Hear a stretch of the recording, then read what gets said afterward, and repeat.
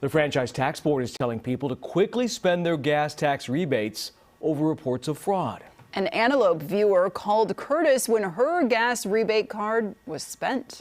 Yeah, guys, yet again, fraud tied to state-issued debit cards. You'll remember that mess with the EDD cards during the pandemic. So how does this happen again with the gas tax rebates? Looked online and went and I go, how could I possibly have $1? Trish Grosjean says somebody drained her gas tax rebate debit card on a Southern California shopping spree. This card that I literally have in my hand is now useless. Sacramento's Lap Lou says the Franchise Tax Board sent him a 1099 for a $750 gas tax rebate he says he never got. I was surprised. I didn't even know what the 1099 miscellaneous was, and I have to look it up.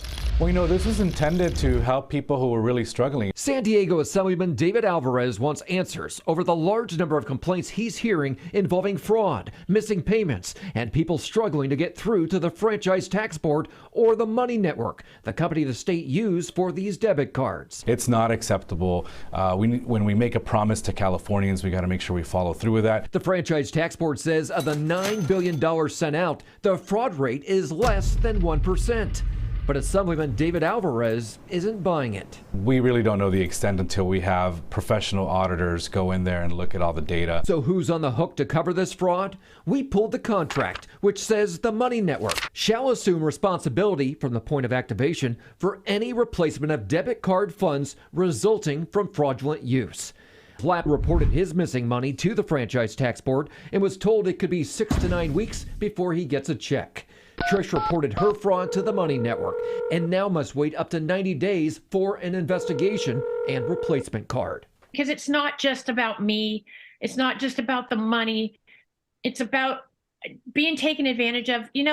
Nobody likes to be ripped off. Now, the Franchise Tax Board started advising people to spend their debit cards right away to avoid fraud. As for people struggling to get through to the Franchise Tax Board or the Money Network, the state says wait times tend to be the shortest early in the day on Wednesdays, Thursdays, and Fridays.